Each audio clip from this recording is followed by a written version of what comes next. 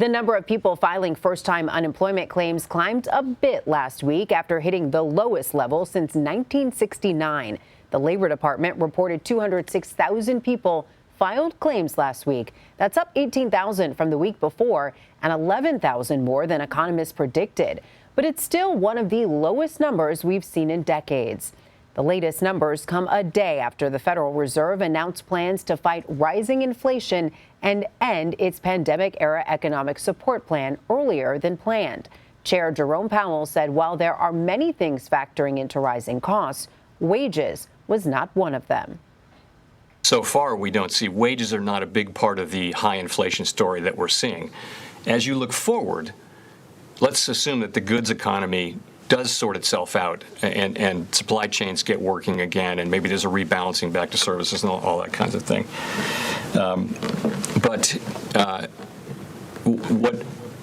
that leaves behind is the other things that can lead to persistent inflation. In particular, we don't see this yet, but if you had something where real wages were persistently above productivity growth, that puts upward pressure on firms, and they raise prices. It would take something that was persistent and material for that to happen, and we don't see that yet. But with the kind of hot labor market readings, wages we're seeing, it's something that we're watching. Mark Hamrick joins us now. He's a senior economic analyst with Bankrate. Mark, thank you so much for joining us. What does this latest jobs report say about the direction of the economy?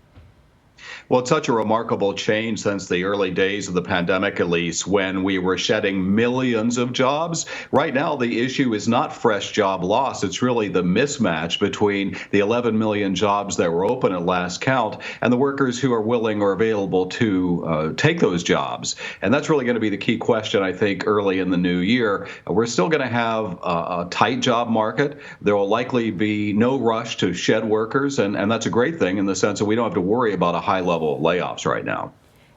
That being said, is it unusual, though, to see a spike in first-time claims this time of year? Well, certainly this is not a spike. This is an adjustment that probably is more along the lines of smoothing out some of the statistical smoothing or statistical seasonal adjustment that occurs. And indeed, on a non-seasonally adjusted basis, not to make people's heads spin here, we actually did not see such a move higher. So the real story here is that new jobless claims, fresh job loss, those numbers are at low levels. And that's one of the, I would say, surprising stories about this economic recovery, even amid the many challenges and uncertainties that we continue to face. So what could this mean for next month's jobs report and labor market? Yeah.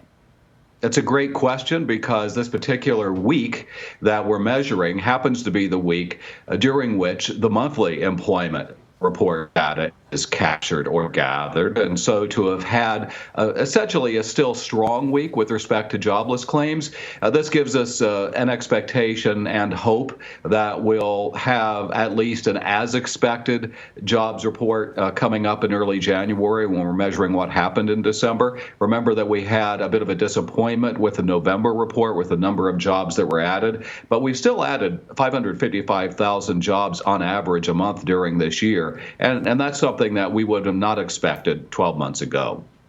So yesterday, Federal Reserve Chair Jerome Powell said that wages were not a factor in rising inflation. Do you agree?